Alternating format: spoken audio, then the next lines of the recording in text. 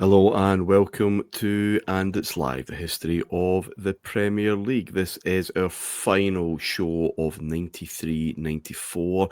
A much forgotten, underrated season, but I hope we've brought it to life over the last 3 episodes and really finish off strongly here as we go into the spring of 94, where apparently Alan Mullery was on the ITV debate show back when ITV took sports seriously. Sport in Question, it'd be a panel show discussing the events of the day, and he was in full Blackburn Rovers paraphernalia, the bomber jacket, the cap. Well, everybody wants him to win the league, don't they? Last season, Manchester United were the coolest thing in town, and even now, things had turned for the rest of the country. Anyone but United had started, and it would be a long time before that was not a thing. But would they be caught in their pursuit of title number 2 in a row? Let's find out, as if you don't know already. Adam Thornton's here. How are we doing, Adam? Good, thank you. Yeah, I was going to spoil it for people there when I realised that it's spoiled anyway. But yeah, I'm good, thank you. Good. And Mr. Edgar, David, how are we doing? Yeah, way to build the tension, lads. Will they, won't they? Never let all you history shows director. can do. Never let you to direct a summer blockbuster. Because, the dinosaurs did get them. Also, it has a pivotal, or what felt like a pivotal League Cup final at the time, I must admit. And I extrapolated wrongly back in 1994 the meaning of that League Cup final, and I'm afraid, have to confess to that tonight on the show. Yeah, there's a lot of turning points. You do know the result, but all history shows can do is maybe take listeners back in time, because there were Manchester United fans and pundits at one point in the spring who weren't overly sure, and a League Cup final and an FA Cup semi-final actually maybe proving pivotal in those or that particular title race. Let's start with that, boys. Let's just spend the first half of the show. We left off at the start of March. Manchester United had lost for the first time in ages in the league to Chelsea. We're turning into a bit of a bogey team, a league double, home and away, which meant that Blackburn were within sight after being 14 points behind or something at the new year. So we get into this kind of final race, really, for the championship. And United get back on the horse, 5-0 win at home to Sheffield Wednesday. Okay, no problem. Everything is fine. And then, guys, 2 draws. One on a Saturday, then one midweek. Both 2-2, both away from home. One against Swindon Town. Swindon Town, who are very much getting more cut adrift. Then at Arsenal, okay, these things happen. We can talk about the 2 games if you want, but incredibly, there was a red card in both games for the same player, because Eric Cantona would be showing what we already knew. Even if he didn't really demonstrate it too often at Leeds United, he came to England with that reputation as the enfant terrible. And David, he would definitely give us that. The Swindon Town one, this was when United were 2-1 up, I think. And he's involved in a kind of tussle. He could walk away from that tussle, but he just stamps on the guy's back. Not a million miles away from remember the Zinedine Zidane red card at France 98 against Saudi Arabia? Again, a game where France were cruising to a win that they were always going to win, put them out of 2 games, could have been absolutely pivotal to that whole summer. And Cantona unleashed. Obviously, it hadn't ticked over because he was allowed to play in the Arsenal game, and I think it was 2-2 at that point, and it's a second yellow. Goes thundering into Tony Adams when he probably could have got himself out the way of that momentum. And now everybody is talking about him, the talisman, not being available and turning into a liability. Yeah, well, I mean, 2 red cards in 2 games. You would think that someone who has just been sent off would, on a yellow card, be a touch more careful than Cantona was. You could wind him up. I mean, there's no getting away from it. He anyone who's watched the show will know that this podcast contains Cantona fans. But centre halves, midfielders, they could get to him. And sledging, Martin, we're moving into Ashes time of the year. And Cantona could react to it. And once players know that in a league, then you're going to get more of it. And then once you develop a reputation as a hothead, then suddenly you do get booked for things other players don't get booked for. And you do get pulled up. So it becomes a bit of a vicious circle. The stamp was disgraceful. I mean, there's just, he could really have done some damage there. Prone opponent and just goes in. These days, I think you're looking at, extra ban from the FA for something like that. Just a temper loss. In a way, that the second yellow is kind of worse because that one's a moment of head loss. And while, you can't condone it in any way, I think we've all lost our tempers sometimes. But the second one, you're on a yellow and you have to use the head a little bit more. And the issue was for United that Ferguson just saw this as a part of Cantona and didn't want to remove it. So in the way that other players doing the same, if another player in that side against Arsenal at Highbury on a yellow makes that tackle, Ferguson goes nuts. But Cantona didn't, and he never would, because he felt he needed that edge. He needed to play on the edge. There were times over the next year or so he's gone past that edge. Everybody needs some boundaries, I think. And I suppose you can argue it with how Ferguson managed them because it was ultimately so successful. But you mentioned there the anyone but United. Again, as a neutral, as a young Scotsman at the time, with no dog in the fight, who's just looking on, the coverage I noticed was different. And whether this was the era, this is maybe worth getting into or not. Liverpool didn't get covered when they were the top team the way United did. And I'm sure there'll be Liverpool fans watching this and saying, oh, well, you think that. Honestly, it's not. And I don't know if it's a reflection on the clubs. But Liverpool, there was this sense of just that, grandness, really. They're the best team. And they play great football and they're just better than everybody else. And everyone was okay with that. With United, there was a real envy thing. And analysing the reasons is difficult.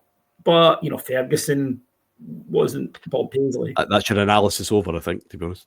Yeah, Ferguson was Paisley. But also, Liverpool didn't, look for fights. They could handle themselves when one came. United thrived on fights, and they thrived on anyone but United. This, though, there was a sense, and we'll come to it in the cup final more, which is when I really began to think of, is this unravelling? Because you'd mentioned last week, Martin, you were getting 5-1 on them doing the treble. I mean, at the time, unthinkable. The double at this point is still considered almost impossibly difficult, and teams who do it are fated. I mean, growing up, it happened before my birth. Tottenham 61, Arsenal 71. Liverpool maybe. You knew about this, the double, this achievement. A treble, 5-1, ridiculous, and it looked like the pressure was getting to them. They were dropping these points. Cantona was going off the rails. And you just thought, I wonder if this has just picked up too much momentum and it's now careering off the line. And I think it's a testament to Ferguson that he gets it back on the line. But not before some damage was done. It's an interesting point Adam David makes. I think it is right that in the 80s, there would have been envy of Liverpool, but English football, stratified as it was, clubs could say, well, we can do that. We can win the European Cup, Aston Villa, Nottingham Forest, whatever. We can win a League Cup, Norwich City, Oxford United. It felt attainable. They were a standard to be met. And there was maybe a sense of royalty. Bob Paisley is different from Alex Ferguson. Alex Ferguson is not liked in this country. He is abrasive. As I said before, he gets up in the morning just to practice being abrasive. And that there's just that edge all times. Cantona then becomes almost the symbol of that on the pitch at times.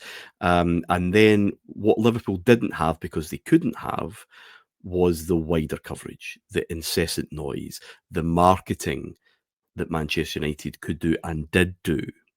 You know, singles and albums and a lot of merch, and indeed people from Southern England, the home counties, being Manchester United fans, and that would have rubbed football fans up the wrong way. It wasn't new. I know there's a long history of that, but those were the kind of, all of a sudden you start saying, well, Manchester City are really Manchester's team because everybody travels through England to visit United. But there is something going here. And when, as I said, 14 points on New Year's Eve, the Saturday after that Arsenal game, Blackburn win, the Sunday is the cup final, level on games, it's down to 3. There was definitely Manchester United fans and the rest of the country on two very different sides with respect to how this season was going to go.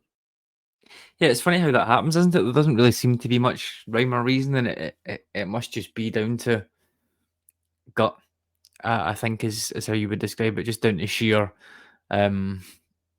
opinion. There's no. It's like first impressions. If someone doesn't make a good first impression, then you're toast. And yeah, Ferguson. I mean, yeah. If you think about all the things that Ferguson has done, the way he's maybe spoken to players, spoken to media, all that sort of stuff, without the winning, he would be probably universally hated. But it's just that winning almost gives you the buy, and it's interesting how quickly it happened. It maybe wasn't something that I really thought about, but I was reading Independent. It was from a recap of this game, and it ends with. Final paragraph is talking about Cantona, those two. When you think about the context of those two challenges he puts into Nigel Winterburn and Tony Adams at the end of a game, just been booked, just been sent off the game before, and he's going and doing that. It's insane. But the last paragraph in this article is, what had Ferguson made of it all? And there's a quote, we've not been doing anything any different. Maybe the referees are reading the papers. And the final sentence is, much any more whitewash, and Moan United will be playing in yet another alternative strip. So that's from March '94. So for me, I think a lot of these things take a lot of time to embed, and a lot of the things that we talk about as fact of the time, I think is with the benefit of hindsight and looking back at it. But that's from March '94, and they're already called Moan United. Now I don't know if that's something that predates the 90s even, and it's something that happened in the late 80s. I don't know, you guys will know more about that, but it's interesting that has been used. I don't think I've heard Moan United being used later than that, to be honest. But but no, I don't remember. Martin, do you? 80s? Not really. Yeah, they weren't winning. Yeah, and they had Atkinson who the press loved because he was yeah. really garrulous and he would give them interviews and stuff. So no, as you say, it's a new thing then. I think the tone of coverage as well is different. Yeah, I think the coverage, I think you've nailed it. I think the immediacy of the 90s. Again, Liverpool, maybe lots of things that aren't really seen. Maybe some of these games you wouldn't even see the highlights of things happening in Liverpool, and you don't get the context of it. But I think when we've now moved into this brave new world and wall-to-wall coverage, then it's only right that the team at the top of the table will be, or it's only fair that the team at the top of the table will expect to be under a lot more scrutiny, particularly when they've got crazy Frenchmen kicking people. Yeah, it's not quite ubiquitous, but it's on the way there. You've got 2 or 3 hours build up before a game on a Sunday. You've got the football show. You've got coverage that even the season before just wasn't thought possible, right? So people were just getting that wee bit sick, and but just like David, you can't have Cantona at his best without that. That's the package, and Ferguson knew what he was getting and embraced that. You probably also can't have Manchester United as they were without getting people's backs up, and there's definitely a sense he would have loved that anyone but United thing, and that noise. Here is the siege mentality, lads, and I'm going to use it. Yeah, he did at Aberdeen. Even before that, with the whole West Coast thing. I'm from Glasgow. I know that the Glasgow press and the big two, they hate you and they resent you coming in. And he wound up the team, and he used it at United. He used it in a healthy fashion. I mean, let's be honest, because United would respond to adversity pretty well. They were not a side who in the 90s collapsed when faced with adversity, and they, that collectivism will come through to it. But Andy Cole's start at United, they all get round him. It's not United fans that are criticising Andy Cole. They'll get round him. He's going to be a success here, and you can only do that if you can inspire that. And it's not an original managerial trait, and Mourinho has done it for a number of years. Ferguson's genius was being able to do it at the biggest, richest club and still somehow getting his team to believe it, that they were somehow put upon. Cantona, you're absolutely right. This is who he is, and it isn't going to. It never did change in his entire career. And you got the explosive brilliance with the occasional explosion. That's kind of how it worked. But at this stage, there was a kind of sense. I just felt that had Ferguson slightly lost control of the narrative, because he was always very good at maintaining. He was always very good at controlling the narrative, creating one when he didn't like the prevailing narrative.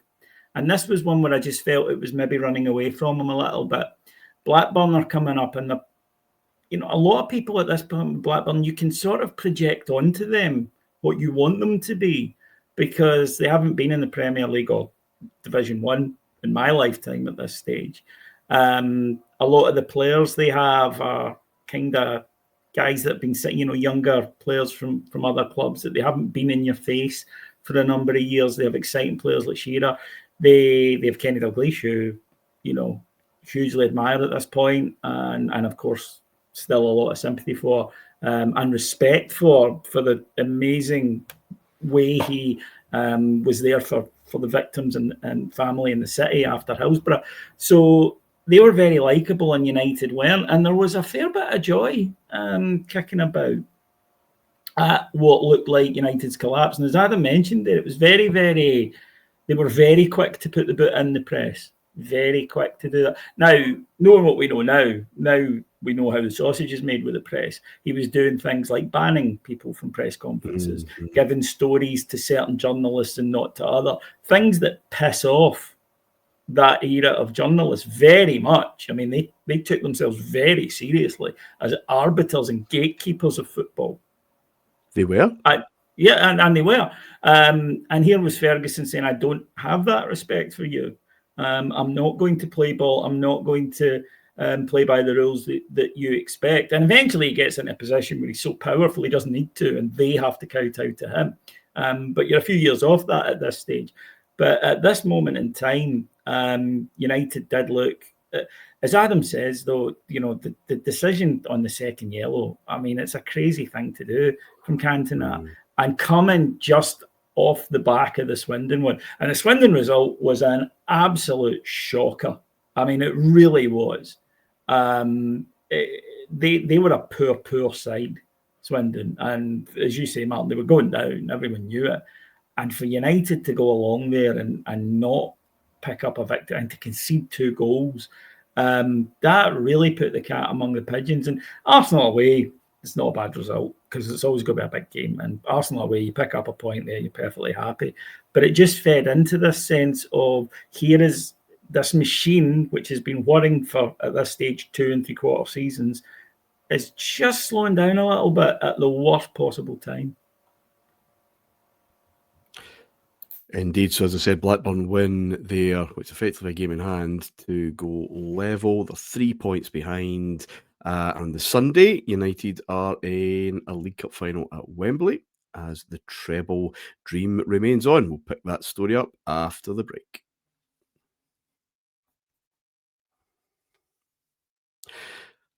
Welcome back, ladies and gentlemen. The quaintness of the disciplinary process cracks me up because the admin associated with Cantona's ban means that, as I said, he can play against Arsenal because it hasn't kicked in. The League Cup is a different competition, so he's playing at Wembley, United in that quite garish yellow and green number. And an Aston Villa side, Davy, who were right up for this. I'm not sure United really turned up, to be honest. Villa got that break. It really is a break of the ball, but Atkinson gets through so powerful and so aware, and he just pokes it past Schmeichel. It's a good cup final after that, decent, and a bit of a. It's a break. It's a free kick that's drilled in. I think it comes off Saunders. Not entirely sure, but that's what 15 minutes to go. Hughes pulls one back again, a bit scrappy. And it should be said that even Keegan and Brian Moore and Cantona is just not. It's not on it here. This isn't the Cantona we've seen all season, and maybe the week that he's had plays a part in that. He's neutered himself effectively. Can't get sent off 3 times in a row, and there's that incident like the ball gets pulled back, there's a save, and I think Atkinson goes to sweep it home, and Kanchelski's handball's pretty much on the line, and Kevin Keegan's furious that. I think both of them are furious that this he should be red carded for that. Penalty should be enough, just yellow, please. But of course, he has to walk, and Saunders puts it away. Come to United in a minute, but David, Villa deserved this accolade for the spell that they had been on under Atkinson. I think that's fair to say.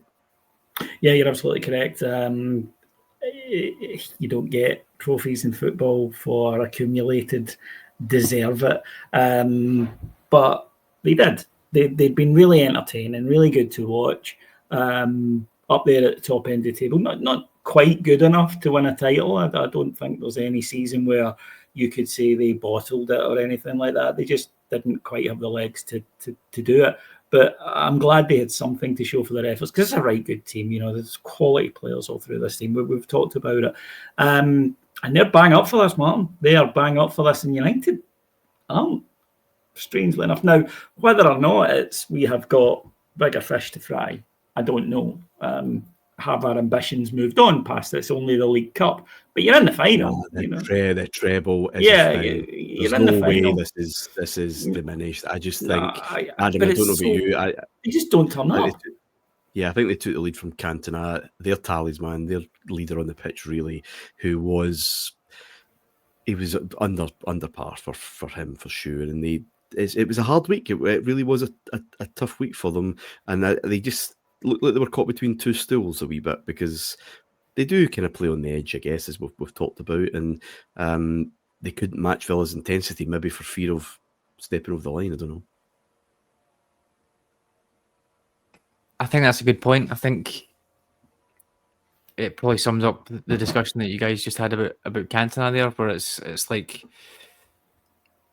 that whole cliche about living with the genius. Not that the genius doesn't have to live with you, but if you then take that edge away, and I think, I mean, if it hadn't been taken away with the 2 red cards in 4 days, then fair enough. But I think there probably needs to become a bit of a realisation there to go, right, screw the nut, for want of a better phrase, for this one. I know he got pandered to overall, but yeah, I think you're right. Once that, we spoke about this before, didn't we? In terms of once you get yourself into a negative mindset as a manager, player, coach, it can be tricky then to go full pelt. So maybe it's just a little bit of that in this one.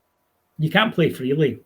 You can't, because you've had 2 red cards. The press is all over you. The manager is, as you say, Adam, he's probably not shouting and bawling at Cantona, but he's taking him aside and saying, look, Eric, come on.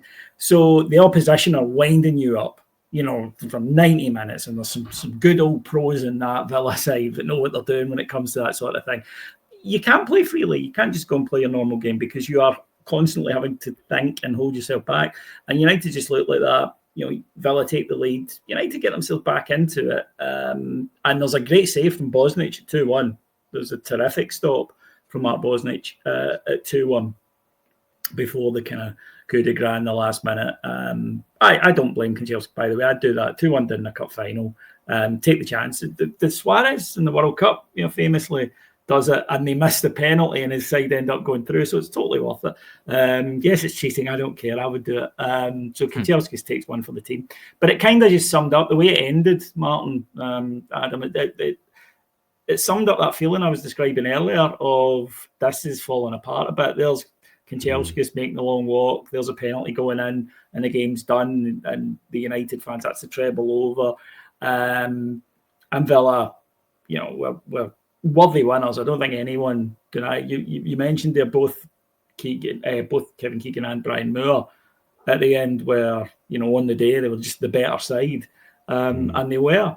But I think it was this sense of United being engulfed by a kind of maelstrom of things going on. There's the Cantona issue. There's Ferguson shouting and bawling at the press. There's the press shouting and bawling back at him. There are, people in the papers not doing anything wrong, not being kicked out of nightclubs, but there are pictures of United players out on the town and, glamorously dressed and whatnot. And there was just a sense of kind of FC Hollywood at this point, and have they taken their eyes off the prize a little bit?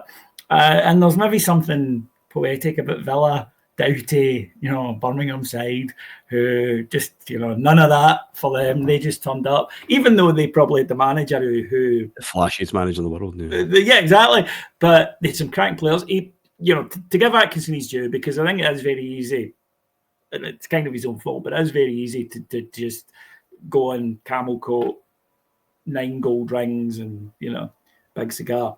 But he goes with a 4-5-1, but he puts Atkinson wide on it. Yeah. And he plays one of his young midfielders, Fenton, just off the striker. And we mentioned last week, United centre-backs are very trad at this point. There's nothing wrong with that. Most of the league's centre-halves are very traditional at this point. 2 big guys, right, who like a bit of a scrap, and you've got to have that. But he was taking them places they weren't particularly comfortable going. And when you've got someone like Dean Saunders there, if there is room, he is going to find it. Then you've got Atkinson, he was an absolute phenom this season, I thought. Just the pace and the power. When he was going, he was very, very difficult to legally stop because, as I say, he had real pace, strength, stamina, and he was very direct, but skill as well. And yeah, I thought on the day that yes, there's a lot going on for United, and there's a lot more he probably has to do. But I thought Atkinson tactically, Adam, I thought he nailed it. Yeah, I think you're spot on. I think it's just that the centre halves piece. I think for me, just giving them something different to do. Ironically, it's kind of what Cantona does to opposition teams, but it doesn't necessarily mean that your centre halves can have experience of playing in that way, even though they're playing against them in training. So yeah, no, I would agree. I watched the highlights back of that, and it was quite interesting, some of the positions that Graham Fenton was picking up. Just a couple of nerdy media points. The game was live on radio. It was live on BBC Radio 5, the last ever day of BBC Radio 5, because it was rebranded as 5 Live the following day. And there's an impact there. Shows that were already on Radio 5, but would really come to prominence in that kind of new future, 606 being one. And also Keegan and Moore, much vaunted as the kind of ideal commentary duo. They're talking over each other all the time. It's really, really poor compared to, well, in that sense, compared to what we're kind of used to. It's so weird. I know Keegan talks a lot anyway, and Moore just, I think, cuts across just to kind of take control, but I'm not sure that would kind of happen too often these days. But no, it is produced now. It wasn't produced then. It's still sort of a novelty, Martin. It hasn't been that long since they've been doing regular games. It's still a bit of a novelty. And Brian Moore was you wouldn't say he was one of these commentators that over-talked. But if he was talking, he was finishing his sentence, right? Old school gentleman. And Keegan was very bad for jumping in, and he was not having that. But they were, they were in it. But, they, as I say, this is now, we are beginning to see a different world. And you've got Gray and Tyler, who in tandem, or it'd be Gray and Dark at this point, actually. Gray and Ian Dark. But they were very good. But they were produced because they were treating it like a TV programme. Whereas I'm not entirely sure ITV and the Beeb at this stage sort of did. I was watching a clip actually from Match of the Day in 93, 94. And I love, it's so dated almost in an 80s way. And I never thought it would be at the time because, the 80s had the very fast fashions. It came up very, the suits and the skinny ties and stuff, but they're all wearing the big boxy pastel shades, the enormous ties, a lot of wine, a lot of wine, a lot of wine coloured, yeah, and lemon, canary coloured as well, green suits and stuff. And but again, it's just little things that now would look kind of strange to people. Like everyone's wearing a suit and tie. That's changed, and now that's no longer the case. And even the first day of the Premier League, the Forest Liverpool game, they went up to the gantry, and Andy Gray and Martin Tyler are in shirt and tie and full suit in August. In August, but also I don't think that'd be much fun in the winter when you're on a gantry. They might have we're on gantries a lot, but they might have put on a big jacket for that. They were like the big one, yeah. Interestingly, on 5 Live 606 started, and I was an early convert to it because I was used to phone-ins up here, but they were different in tone. Because it was mainly 2 clubs up here, and that was it. Whereas down there, there were a lot of clubs, and you would get phone calls from people. It's more entertaining. But one of the early hosts was David Mellor. He of the toe sucking with memorably described by Q Magazine as the unlovely actress Antonio De Sancha. And one of my it seared into my memory, and it was actually brought up on Fantasy Football as well, was a caller called in, and he said, I'm traveling back from I think he was a Lincoln City fan. He's traveling back from some mad Wednesday night away game, the type, like 400 miles to drive on the bus, I think. And David Mellor said, you must be completely mad. And the guy went, oh, no. Although I am clinically depressed. and even now, 30 odd years later, that's still the greatest call I've ever heard on a phone-in. Yeah, there's a whole show on the birth of phone-ins and what they've done to football discourse ever since they were very... Let's get back to football, because here's the interesting thing, right? Blackburn Rovers, we talked last week, had gone on this brilliant run. They lost against Arsenal. Okay, that happens, but they go back 3 on the spin and, really breathing down their neck. United then lose this League Cup final. And everyone knew the treble's over. They are in big trouble. There's a couple of midweek games. Blackburn play on the Tuesday. United play on the Wednesday. And here's the chance. There's a chance to go really toe-to-toe. Go and put the pressure really, really on. Go level really go at them. They're away to Wimbledon and they get battered. Wimbledon win 4-1. United play Liverpool at Old Trafford on the Wednesday. Again, can you imagine the pressure? Even though Liverpool are in the turmoil they're in, if Blackburn had managed just to get a win, that really is a very different week. They respond. Who scores? It's not Cantona, obviously. He's putting his feet up, but the much, I think, underrated figure this season, Paul Ince, yet again with a solo goal in a big game. And there's just probably something there that Blackburn just haven't got what it takes. So they're back to 6 points. It's Easter weekend, Saturday evening, and it is evening. It's like 5:30 or it's like 5:30. I came back from Ibrox, I'm pretty sure, and just to get in time for this. Ewood Park. It's a very typical kind of tussle. I think Gary Palliser's almost an incredible solo effort that goes into the side netting. But Shearer scores twice. One's a header, and one is where he bustles through. It's a bit of a speculative long ball, it's Blackburn. But his strength to get through, and he turns Schmeichel into a hologram. It just goes through him.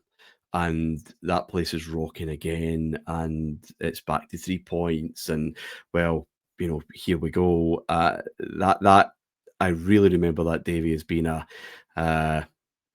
this is a title race where we've got a genuine kind of dramatic run-in to enjoy.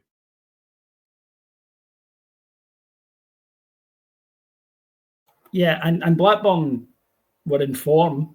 They've had that defeat at Wimbledon. Although, as Martin, you mentioned the week before, Wimbledon are good. and I think we'll talk about them in a minute. They're spoilers, man. They're spoilers. Yeah, they really are. But a good side, and they knew what they were doing.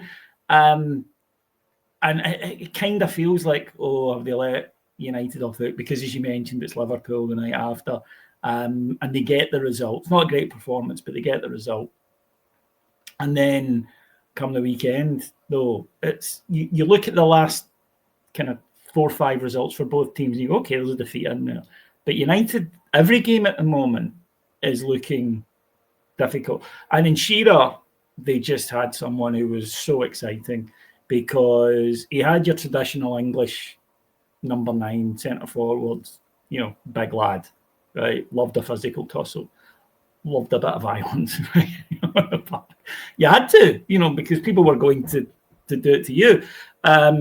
But he was also a 90s footballer as well, though. This was not a throwback guy or someone who's sort of crept into a different era. He's taken all that stuff from but added to that electric movement that he had, that ability to always find a half yard. And I've always felt that the big similarity, although they're very different players, but the big similarity between Kane and Shearer is they are probably the two of the three, the other one being Robbie Fowler, of this era. The shot selection is so good. The shot selection is absolutely brilliant. They pick the right finish so often. And that was, I think, the thing about Shearer that really impressed me. And it's the old cliche, but it's true, all types of goals. But that second one you mentioned there, again, we can read too much into stuff, right? And I admit, as a English literature student at the time, I read, it's what I'm having to do Monday to Friday, so of course it was going to creep into my football watching. The manner of that goal, that just looked like representative of Blackburn, I am hungrier than you. This is all here for us right now. And you looked at the form and you thought, Blackburn are in form. They've just beaten United. And I don't think it's an extraordinary position to take to say that a side have just won this will get the momentum coming out of the game. I remember the commentators were big on that. Martin, you'll remember as well. But yeah, how often have we talked about altitude sickness, and Blackburn begin to suffer from a rather dizzying case of it? I think, I don't know how much further you want to go on this right now, but I think when there's that opportunity, like Martin mentioned a couple of weeks before, and then being 6 points behind, is there a bit of a let's just go out and play our game in this one and do what we need to do? We've had a bit of a knock, but then the week after, they've got the opportunity again. So you've got like the second, not the week after, sorry, a couple of weeks after, you've got the second bite of the cherry coming up, where United are still without Cantona, playing against Wimbledon. You're thinking, okay, something's going to happen here. They drop points, but then Blackburn go and terrible result, 3-1 away to Southampton, who are not great. So that opportunity that they have there to actually go top and be clear top, albeit with a game played more, it just feels like the bit in the middle where they beat Man United arguably should be the most difficult part, but league titles are won by getting the rest of it and getting the impetus when the other team is struggling, going for it. And then what happens again? I'm going on a little bit here, but what happens next is Cantona's back for the Manchester derby. He scores the 2 goals the day before Blackburn play. Blackburn drop points, and then that's it, really. So there's a spell there, 2 or 3 weeks, where if Blackburn had just did their business, they would be a few points ahead and good to go. But I think when you then see Cantona coming back, you think, oh God, we've missed that opportunity, and then they have. So both play on the Wednesday night after that league game. United beat Oldham at home. Oldham are down in the depths. They beat them 3-2, and it's edgy for sure. 1-1 for a bit, then a couple of goals, and then Oldham get one back, and Blackburn go to Everton and batter them. They won 3-0. So again, there's a response. There's some proper momentum. Yeah, it's Everton, but again, fighting, scrapping for their lives. No, and, I know. We've seen what Blackburn have done, and it's they've dropped points in silly places. And yeah, Cantona is going to come back soon, but he's not back yet. And there is a moment on Saturday, the 10th of April, deep into extra time of the FA Cup semi-final against Oldham, where Oldham take the lead in extra time. Neil Poynton, David. Neil Poynton, yes. Up to play for Hearts. Everton Hearts. I was going to say legend. That's probably amazing hair, though. At this stage, my work is the Ian Marshall School, I think, at that particular time. And treble, forget double now. And if they lose to Oldham, Cantona return or no Cantona return, I think this is really dodgy business, because Blackburn go to Villa on the Sunday, they win. No, they don't know that at the time, obviously, to go joint top on points, so absolutely neck and neck. And Mark Hughes scores a volley, because it's Mark Hughes, in the 119th minute. Oldham they're trying to hang on, barely hanging on. And I think it might be actually Brian McClare. I'm not sure that they just lobs it on the edge of the box, kind of just lobs the ball back past them. So over the line of players, really, Hughes runs onto it. Fucking thud. Yes, it's a brilliant, angry goal. And that's maybe it. They win the replay very comfortably, as is almost always the case. And then you're into kind of jangly terms. Blackburn do win that game to go level in points. The 16th of April, again, United go to Wimbledon and lose, and Blackburn go to Southampton and lose, and it's just nervy stuff. Cantona is back for that Manchester derby. Old Trafford, scores both goals first half. Calms the nerves, and Blackburn are at home to QPR on the Sunday. Alan Shearer scores a brilliant free kick, but they don't capitalise. They draw, and I think that's it. So it's not just the Cantona thing. It's they've given up that momentum. I think they're 2 points behind United. They've got a game in hand. They really are asking for favours now, and United will not look back. Go to Elland Road, go to Ipswich, win. And Blackburn do win at Upton Park, which is kind of tough. But they play in the Monday, bank holiday Monday, I think, at home to Coventry. Again, a game they should be smashing, really. And they lose 2-1. They look nervy. They have to win that to keep it going. They can't. And yet again, it's another title won with players being videoed in this TV room or whatever it is, lounge. Can't remember whose lounge it was. But just this kind of weird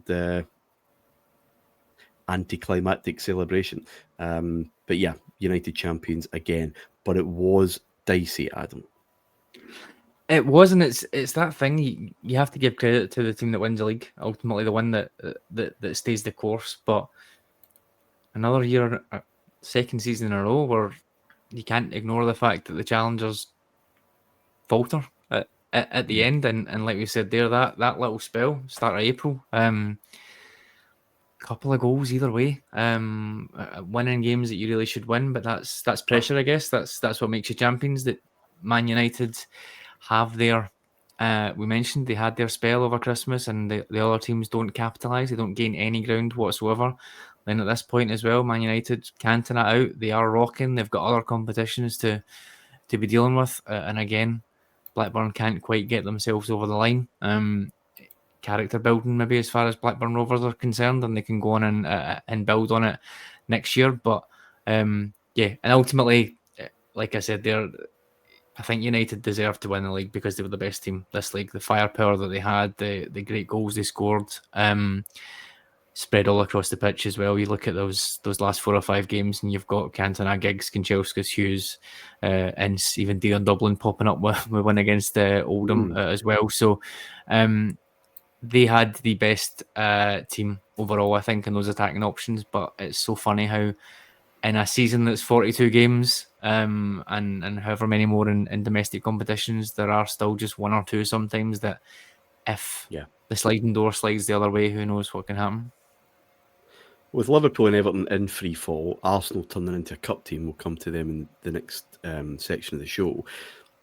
No one really has the experience of winning leagues and winning leagues again, and therefore it really should not be surprised really that these 2 seasons there's a lot of jangling. And spoiler alert, next season there will be a hell of a lot of jangling as a team trips over the line, and it's not until that later team of Ferguson's into the 90s and a Wenger revitalised Arsenal that there's just this kind of we should be here and we know what it's like and we can go again and again and win bits and pieces.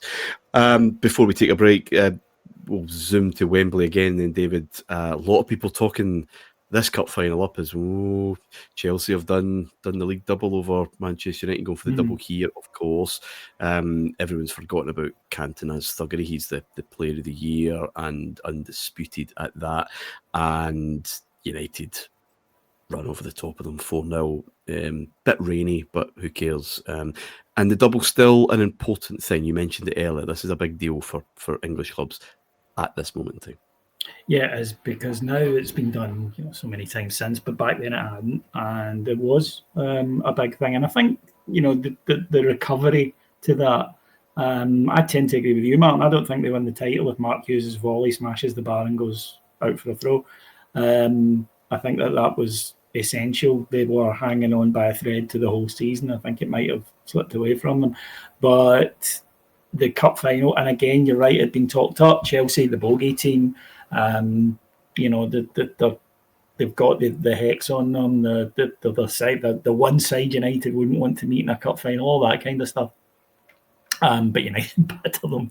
I mean, it's just a complete and utter gubbing.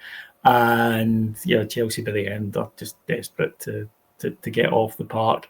And it was a big thing, for Ferguson to win the double and become a double winning manager. Again, you could name them: Bertie Mee, Bill Nicholson, Kenny Dalglish. You could name the English managers who had done this. And the FA Cup at this point still has that resonance. It's beginning to slip a little, I would say, at this point, because the focus now that is on the Premier League has made winning that very much the holy grail. But it still is the romance of it, witnessed by the fact that it was still the 8 a.m, 2 channels FA Cup, from 8 o'clock till 7 o'clock at night, still dominating the airwaves. So for United to go and to get that and get that FA Cup one, I think it was an excellent salvage job, and I think it really did speak to that point that you made about there are no experienced winners in this yet. There are a lot of teams vying for it. And the other thing is as well that's going to change by later on. You mentioned there, Arsenal, there's a lot of players who come from abroad who have experience of winning titles.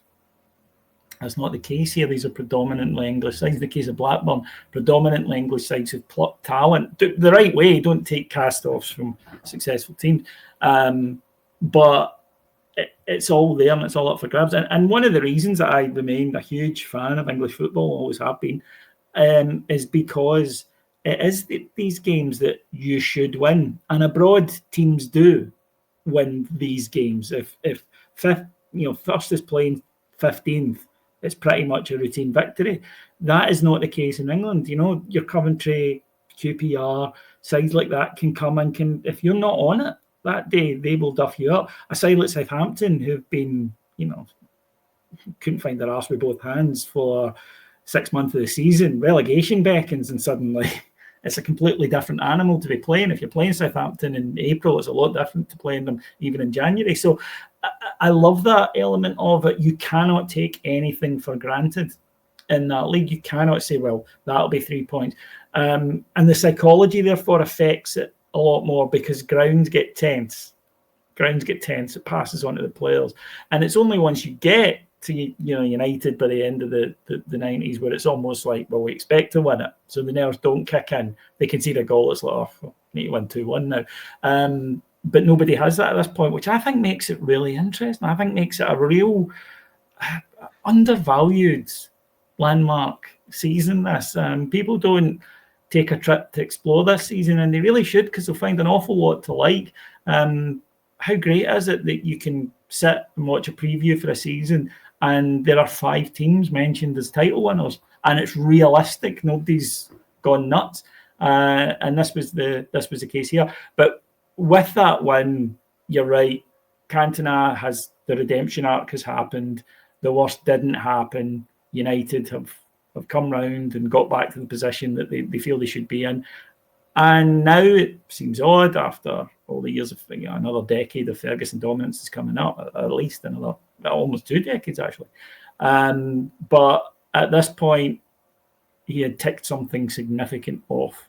He is now a double winning manager. He goes into that bracket. Several have joined him since, but back then it was rare. There was a stat. I don't know if this is true or not, but there was it must be true, but it baffled me to find out that winning this double was only the 4th time in the 20th century that a team had won the League Cup, the league title, and the FA Cup. And I was like, wow, that was why the treble seemed almost impossible, Adam, because the double was so difficult that to win, all 3 just seemed. Liverpool couldn't do it. The amazing Liverpool couldn't do it. Didn't even really get close. We've almost completed football now, haven't we? When we talk about the Messi season to go forwards a bit, but that Messi season where he got whatever it was 90 odd goals now, it almost those things don't matter anymore. We're talking about Andy Cole's 30 or 40 goals, and you're like, well, yeah, Messi done an insane amount. Who cares? But when something like this gets normalised, then it does lose its lustre a little bit. I can't believe that 1994, and there's only 4 teams that have won the league and the FA Cup final. I think as well for this one, they equalled Spurs' record of FA Cup victories as well. So that was them going on to 8 as well. That will be the type of thing that Ferguson, he's especially with the how things went for them in the first 4 or 5 seasons. It will be how do I start notching these awards up, and these, how do I get on the perch? But I couldn't believe that. It was only the 4th time. That was incredible to me when I read that earlier on. Very competitive situation in England through the 20th century, but that'll do us for United and Blackburn. Couple of loose ends to tie up after the break. A couple of quick ones, or quickish, before we take a look at Arsenal with Adam. Wimbledon finished 6th, highest ever finish. Tiny ground, tiny budget. Can't do what clubs are now starting to do, David. They are powerful. Fashion is still there. Robbie Earl's there. Is it Koku there at that time? I can't remember. I think he's still at Norwich at this point. But just big presence in either box.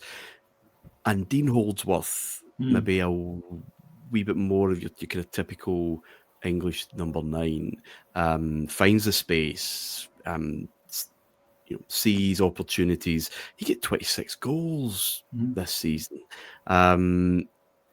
Just some flowers for Wimbledon. Joe Kinnear, they've I think left that 1980s kind of crazy gang thing. Not entirely, because that spirit's still there, but that's just not a trip teams want to make, I don't really think. And Blackburn and Manchester United would testify to that. No, exactly. And it's in teams' heads now, Martin, as well, that it's a tough place to go, which makes it a tough place to go, because you go in there thinking it's going to be, nobody thinks they're going to go there and smash them 3-4-0. Wimbledon very proudly made it an uncomfortable place to go. You know, there would be no towels in the dressing room, the hot water would be switched off, all of these things. You would get, smashed across the face early on. But they always had more footballers than they were given credit for. Dennis Wise, and we can talk about, the unsavoury elements of Dennis Wise. He was a terrific footballer. He could do that. They had Terry Gibson before that, who was also similar to to Dean Holdsworth, and that he was, number 9, but he was quick, he had great movement, and he could finish. Had spelt Manchester United at one point and did very well in Spain as well, which far more technically. So they had technical players, and Dean Holdsworth is the one, if you like, that stands out in the side, because it's great having all these big guys who can, go and win the battle and smash the opponents into oblivion, but you need the person who can go and finish that off for you, and more often than not this season it was Dean Holdsworth. And I do wonder if at a time when the England team was in flux, which it very much was at this point, had he played for another club, would he have possibly got a mention? Wimbledon they could not be more unfashionable. I mean, they could not be more, and they could not be regarded any more one-dimensionally than they are at this point. As you say, Martin, it's still the crazy gang. It's not if you actually look a little bit deeper. John Scales is coming through at this point. He was a very cultured defender, John Scales. He was not a Warren Barton as well. Warren Barton, but it suited them to have that facade, because, as I say, teams coming there could. Oh God, we've got to go to Wimbledon. It's just uncomfortable. Nobody wants to do it, but there were footballers in there, and what they proved to be this season, Martin. I know that you love clubs who can do this. They're spoilers. They're not going to win the league. Everyone knows that, but they don't give you anything. You have to go and earn that. You've got to go and win that. And even when they go to Villa Park, Old Trafford, etc., Elland Road, they're putting in some terrific performances. The kind of nearest example I can think in 2025 is probably someone like Crystal Palace, not because of the physical nature of it, but just a side that you should beat. You probably, in fact, you do have better players than, but if you are not on it, they will beat you. Brentford are another example. They're a wee bit more robust, a wee bit more physical. But that was this Wimbledon side. But I do wonder if Dean Holdsworth, kind of fell victim a little bit to, had he been banging them in for someone with a more established track record and there's still a stuffiness at the FA at this point. So, the idea that they wouldn't turn their nose up at a woman. You got an England B cap, I think, and that's just the one. He scored goals for Bolton as well, but maybe more famous for shagging a 17-year-old Lindsay Dawn McKenzie when he was married, and then punching his wife in the face the following year. So, a sad tale of what was a very promising career. We have to talk about the relegation carry on at the final day drama. Boys, can we just have a wee look at? I mean, we know that Swindon Town are goners. A wee bit of love for Yanar Gafjotov, because I did love him as a kid. He did his best, bless him, but they were not for long for the Premier League. So they were cut adrift. We got into that last weekend, or last day. Oldham second bottom, 39 points. Everton third bottom and in the relegation places with 41. Ipswich 42. Sheffield United 42. Southampton 42. Technically Man City on 44, because they've got a worse goal difference than Everton, I think. What, David, there's probably a podcast on this day itself, but yeah, some trials and tribulations for Evertonians. Yeah, I think there was a sense of disbelief, really, that it had come to this. I think if ever the belief too good to go down was held by a club, it was Everton. Too big to go down was sort of the feeling. And like I say, we are 5 years removed from Everton being the league champions. But that doesn't save you. And I remember the same sort of sense of shock about Forest, really. And you keep waiting all season for it'll turn. And then when you get a good result, you go, that's it now. Here we go.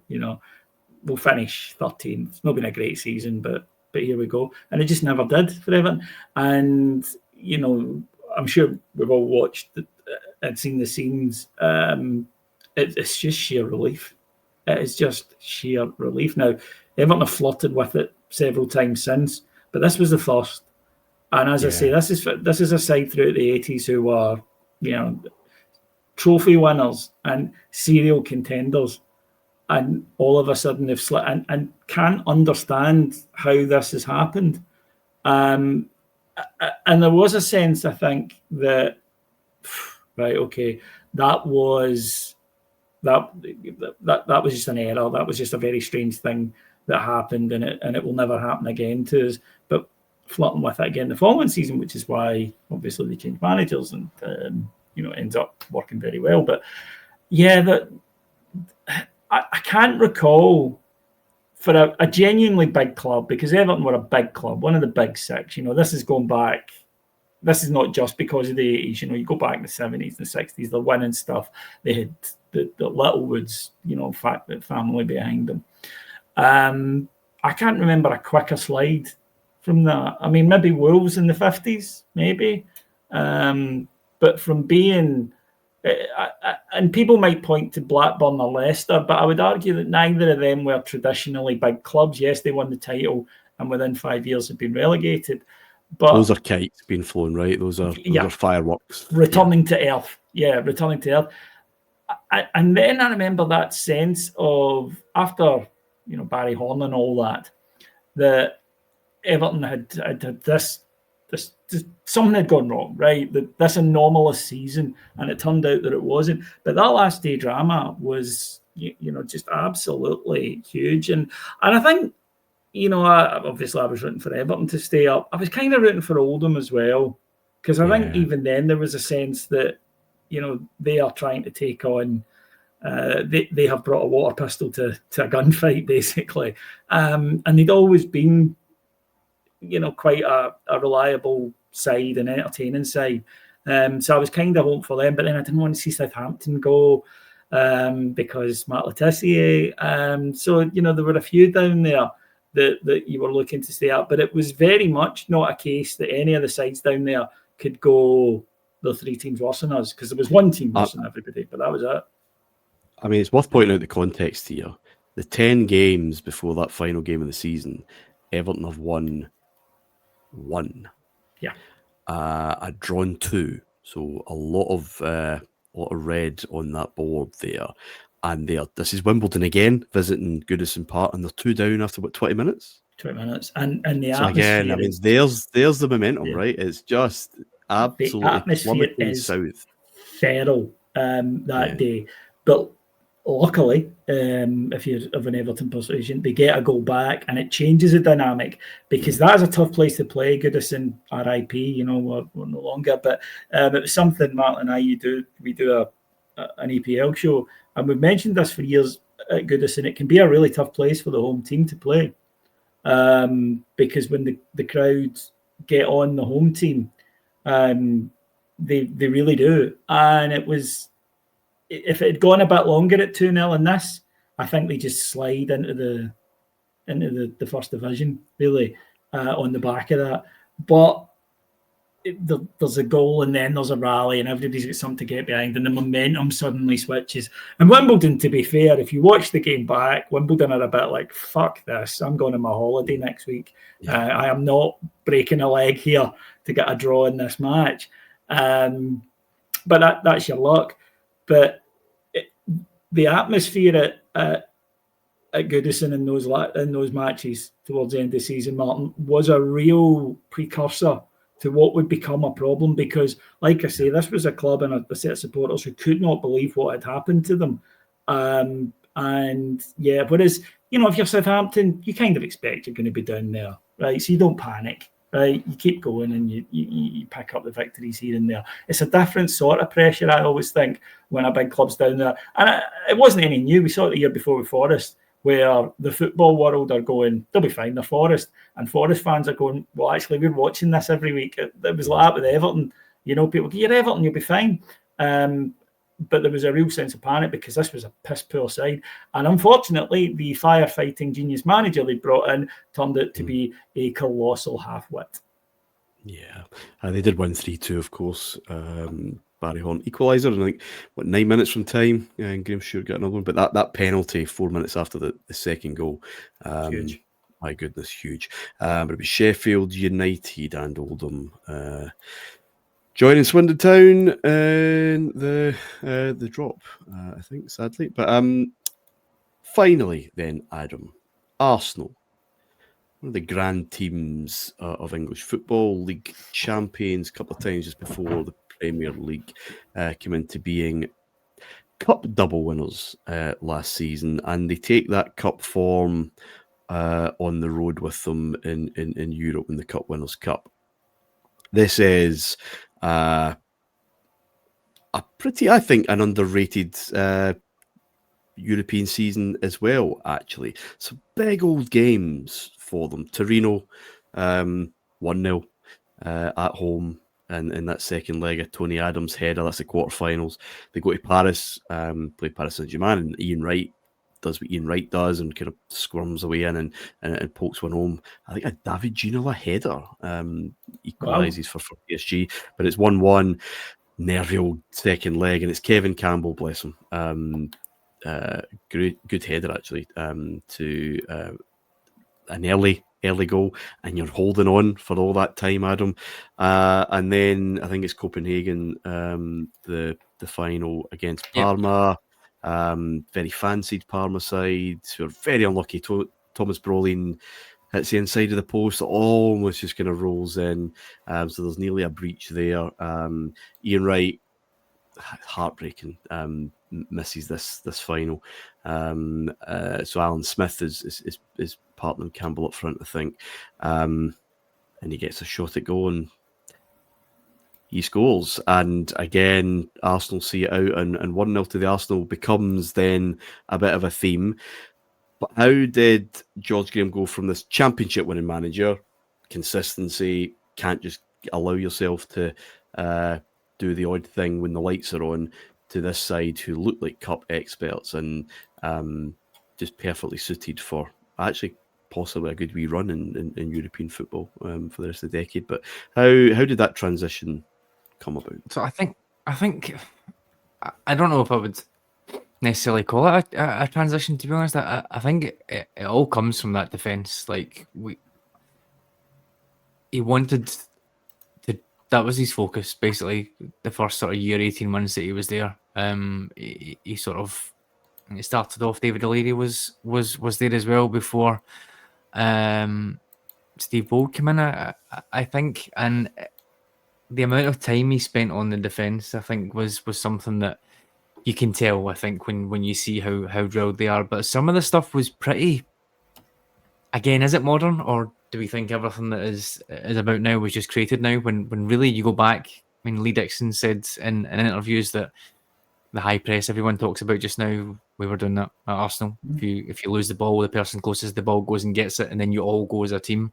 That sort of, there was chat about them using their rope in training, wasn't there, in terms of keeping their distances? And I think Lee Dixon said it's a Saki thing, right? Yeah, it's a Saki thing, but Lee Dixon said that wasn't the case. We didn't do that, but he said to us, imagine you had a rope, and said, right, you're only supposed to be 3-4 meters away from each other. When this person moves this way, you go this way. It was choreographed, I guess, is the way that you can describe it. Tony Adams with the hand up, and they were all there. Cool, yeah.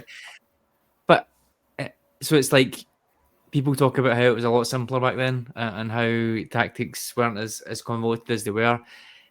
I think it all comes from defence, and I think, to be honest, that's probably why they were such a good cup team, because when margins are that tight in those games, and one misplaced pass or one bad defensive error can put you out of tournaments, it stands to reason if you are a team that don't necessarily make a lot of those mistakes and you're going to keep things tight, then you're gonna do well.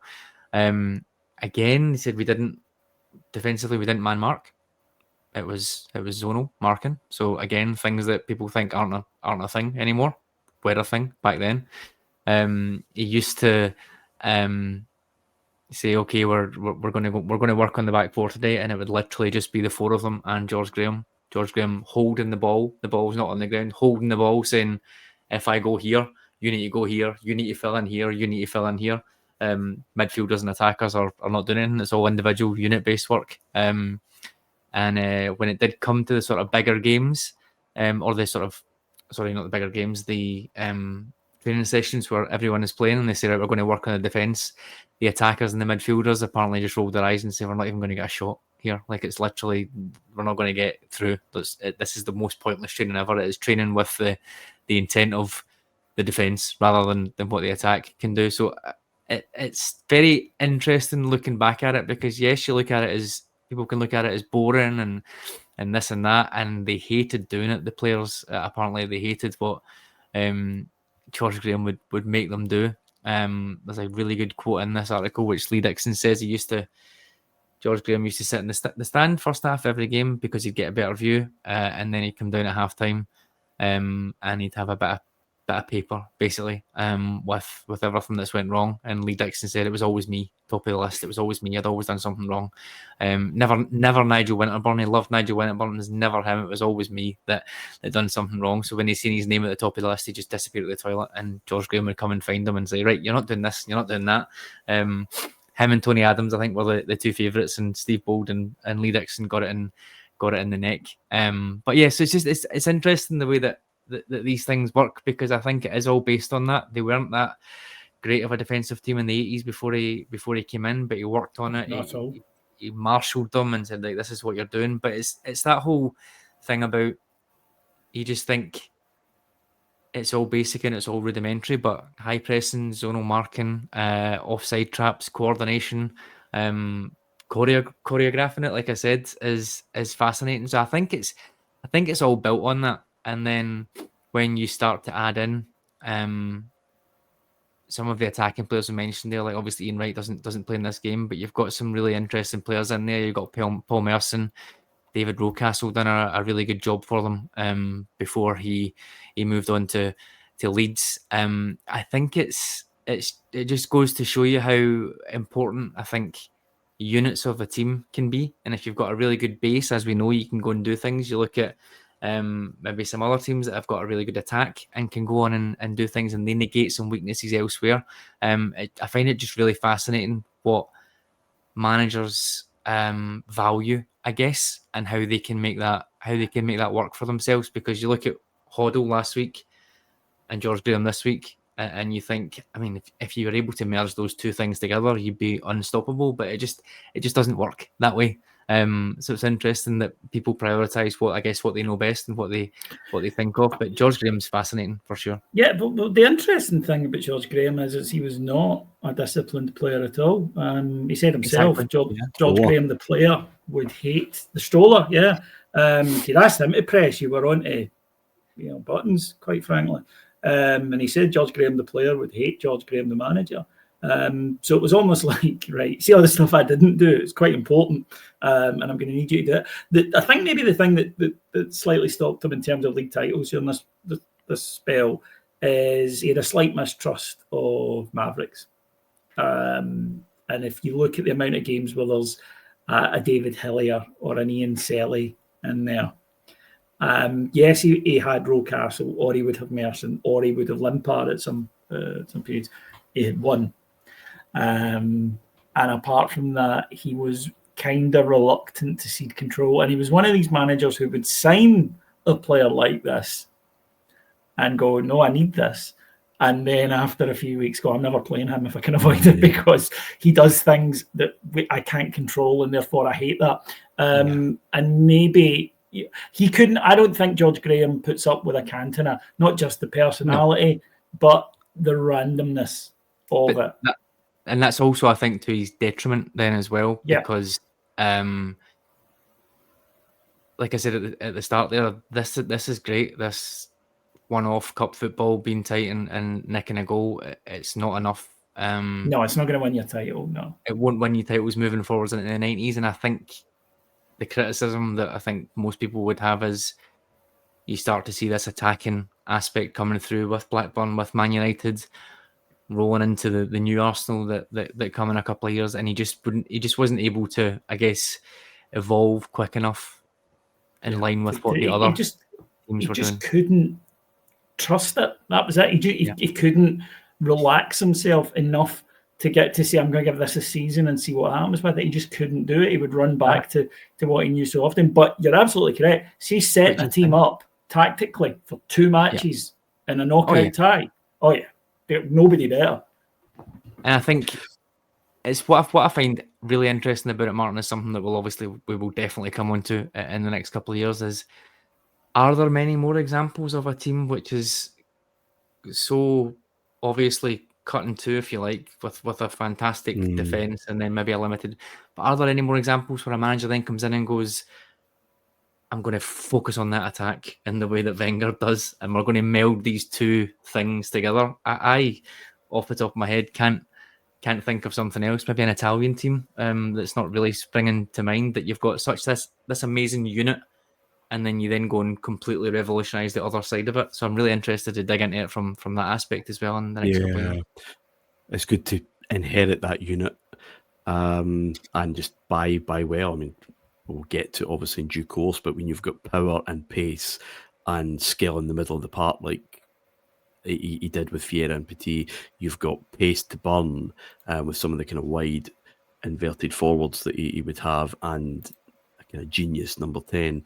It does help, but if the door's closed and locked, it is an interesting one. George Graham learnt a painful lesson the first year an English club was back in the European Cup, because Benfica knocked Arsenal out in 1991. Or 91-92, I think, sorry, because Liverpool weren't obviously allowed to compete in that first year back after Heysel. And they get done. They get done by 2 away goals in extra time. And I think he learned a lot that night. And given that we have touched on briefly as well, and we will touch on for the rest of the 1990s, to be honest, managerial naivety in Europe from some of the Premier League managers, including the greatest ever. George Graham at the time kind of had it sussed, but maybe a suggestion at this point: you can't have both. I think it needs a kind of stability that you just can't grind out wins like that anymore. No, and I think there's they conceded 1 goal in their last seven Cup Winners' Cup games, which is incredible when you think about European competition and how strong everything was. It's what the Cup Winners' Cup could do, Adam. And I kind of would say this from a Rangers perspective, that quite often the Cup Winners' Cup victories, the run to finals and finals itself can be harder sometimes than the big one on any kind of given year. Arsenal they had a fair old trek to that final, and some really good teams in good form, but they were just set up kind of perfectly. And Kevin Campbell was a really great foil for Wright. Alan Smith was such an intelligent forward. Wright was pacey, and they didn't have much more than, there's no Overmars there, for example. There's no Henry and Anelka absolutely burning the place up. So they would be a bit direct, but you had guys who could look after the ball when it came that way. And Graham is just a fascinating character, because, well, we know what's going to happen next season, when Arsenal could well have done under him a Cup Winners' Cup double. But his career and his reputation is going to take a bit of a turn, sadly. Guys, that is 1993-94. I have thoroughly enjoyed these 4 episodes, and we didn't. I forgot to mention, but it's worth making mention that in October of 93, just before England went to Rotterdam for that famous Holland game, John Inverdale presented this kind of special edition of On the Line. It looked like a kind of Kilroy set, with all the great and good of football at the time, English football at the time, discussing the national decline and how bad were they, why were they so bad, will they ever win again, is it as simple as a manager, is it simple as just playing Chris Waddle? This was a proper navel-gazing kind of hour. It's fascinating. It's on YouTube. That's kind of what English football is, but still provided, I think, a really underrated season of drama and of personality and stories, and I hope we've conveyed that well to you this week. Thank you, David. Thank you. Yes, this season is the Beatles for sale of the back catalogue. Yes, it's nobody's favourite, but it's still very much worth checking out.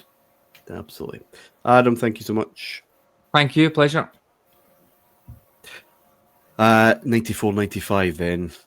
The season of sleaze and controversy. Plenty to get into. But what we've learned in this series is that Manchester United, with Eric Cantona available, will normally win the title. If he's out for a few weeks, it's a bit of a wobble.